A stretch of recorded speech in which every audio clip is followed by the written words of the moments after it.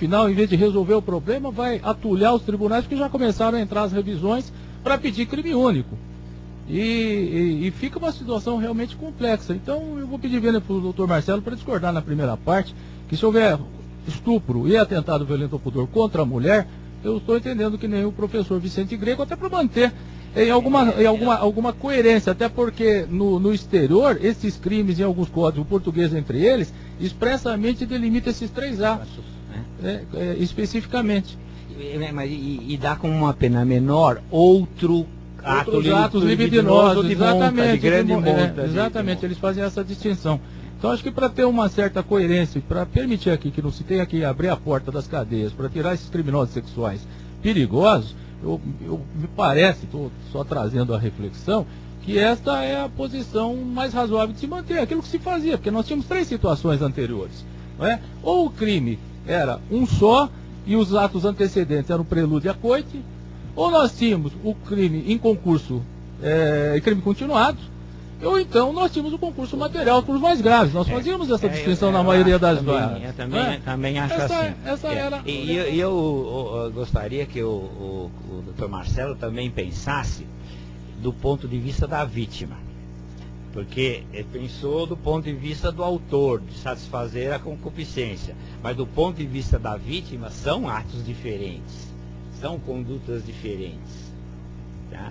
E no caso, acho que tem que se ver esse outro lado também. Né? Quer dizer, a vítima que sofre a relação sexual, sofre o coito anal, sofre a introdução de objetos, por exemplo. Então, são condutas diferentes, são modalidades diferentes.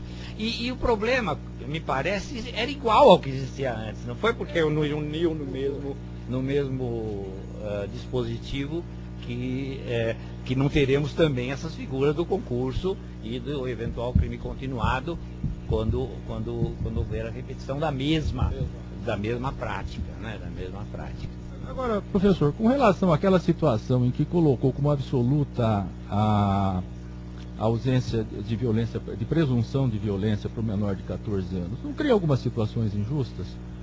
Por exemplo, um processo que me passou uma vez, era um menor de 13 anos, estava voltando do jogo de futebol,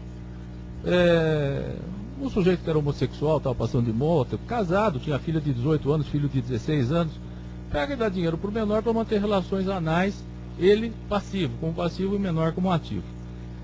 O menor foi surpreendido nessa situação, e daí foi aquela história, ficou com medo de contar para o pai, né? O pai era um sujeito muito bravo e tal, e os policiais ainda disseram que o menor ficou com medo de sair de casa depois disso. Eu ri muito no processo porque a situação não era esta, ele não foi coagido pelo homossexual, ele foi voluntariamente para manter coito anal com o homossexual como ativo, recebeu dinheiro para isso. Neste caso, eu confesso que eu não era favorável à presunção de violência. Sempre achei que ela deveria ser considerada até os 14 anos como absoluta. Mas eu até fui procurar o voto do ministro Marco Aurélio, com quem eu até não tenho muitas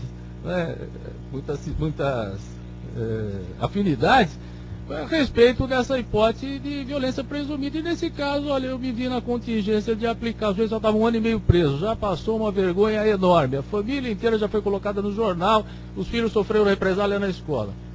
Eu reconheci a violência, a presunção de violência, entendendo que não seria caso. Agora, como é que eu faço com essa lei? Tem que fugir pelo erro de tipo. Eu entendi que até anotei que o senhor deu uma solução aqui que chega na que nós tínhamos anterior, por outra via. Eu até acho que os casos em que o próprio Supremo abrandou o rigor da presunção eram casos de erro de tipo.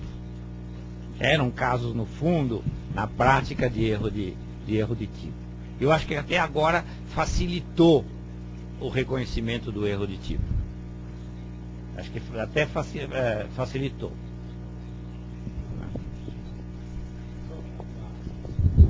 A questão que o senhor lançou, só gostaria de, só a título de ilustração, né? O 244B, onde o senhor diz que as salas de bate-papo se poderiam ser utilizadas. Sim, me parece que sim, na medida em que se eu utilizar de uma sala de bate-papo para induzir um menor a praticar um crime de ameaça, que pode ser praticado pela internet. através de um e-mail, né?